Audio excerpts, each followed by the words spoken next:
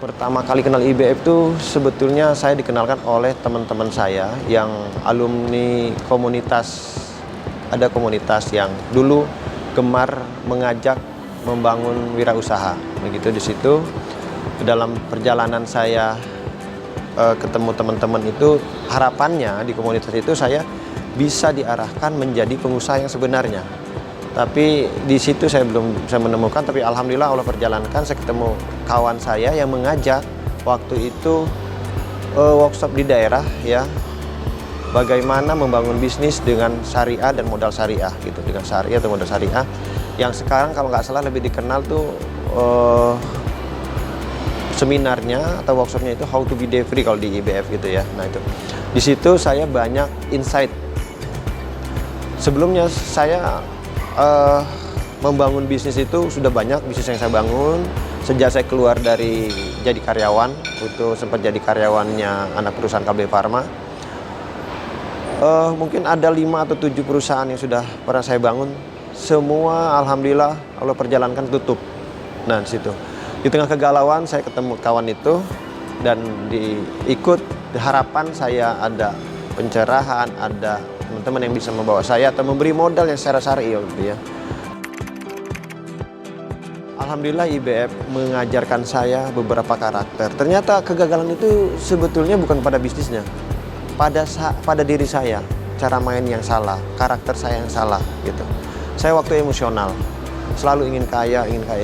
Ternyata untuk bisa bisnis itu tumbuh, kita harus tidak emosional, harus terukur, harus intelek gitu.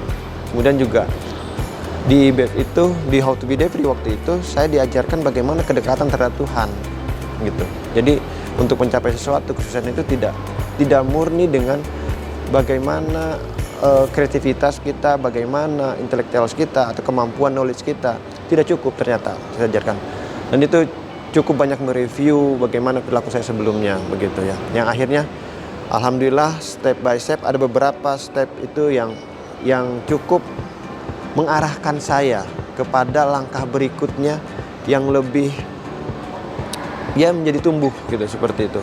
Contoh dalam hal bisnis saja diajarkan, diberitahu, diinformasikan bagaimana 6 kegagalan ya, besar dalam mengelola bisnis gitu. Kemudian ada beberapa perilaku, ada 5 yang harus, kalau nggak 7 yang jangan itu. Nah itu akhirnya setelah saya ikutin sedikit demi sedikit itu tumbuh dan menemukan jalan yang sebenarnya dalam membangun bisnis itu. Walaupun itu baru sifatnya yang bersifat mindset ya, bersifat mindset gitu loh. Nah menurut saya itu sebuah hal yang sangat penting untuk seseorang membangun bisnis. Sekarang lebih nyata ya, alhamdulillah ketika dalam kehidupan saya lebih tenang dengan keluarga gitu. Dalam menjalankan bisnis pun, dalam mengelola bisnis pun tidak emosional, tidak terbawa oleh arus. Jelas apa yang akan dibangun, jelas kehidupan itu apa yang dibela, purpose of life itu. Jadi jelas kita itu terarah. Waktu itu saya betul-betul tidak menentu arah, ya kan? Tidak menentu arah karena semua bisnis yang saya bangun tuh hampir hancur, semua tutup gitu. Nah mau kemana lagi saya? Alhamdulillah di situ. Jadi impactnya hari ini ya hidup saya lebih tenang, ya bisnis saya berjalan dengan baik begitu kan. Dan alhamdulillahnya ada beberapa lagi, tidak IBF ini tidak hanya How to be Debt Free, tapi ada juga seminar-seminar lain yang saya ikuti. Financial literasi, kemudian ada bisnis mastery. Nah financial literasi ini loh yang betul-betul menjadi tolak ukur kenaikan atau pertumbuhan, karena itu jelas bisanya ada angka, ada nilai yang dicapai gitu. Nah seperti itu yang saya dapatkan dari selama ini ikut beberapa workshopnya Indonesian Mentoring atau IB punya. Nah harapan ke depan seminar ini bisa menginspirasi teman-teman atau saudara-saudara yang lain begitu ya. Jadi yang kedua harus tetap ada, dilanjutkan terus gitu, karena saya yakin masih banyak orang-orang yang seperti saya, yang perlu diinspiring gitu, diberi arahan gitu.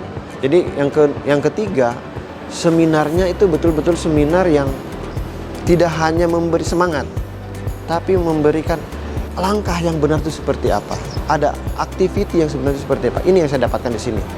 Saya juga sebelumnya ikut beberapa workshop gitu. Yang ada ya semangat di kelas, setelah keluar entah apa yang harus saya lakukan seperti itu. Nah, alhamdulillah di IBF apalagi ternyata IBF tuh ada vikot-vikot ya kalau nggak salah itu yang volunteer yang siap membimbing kita setelah ikut dari workshop ini gitu. Itu mungkin value atau kelebihan atau benefit yang bisa dapatkan yang saya rasakan ya, yang saya rasakan di workshop-workshopnya IBF seperti itu.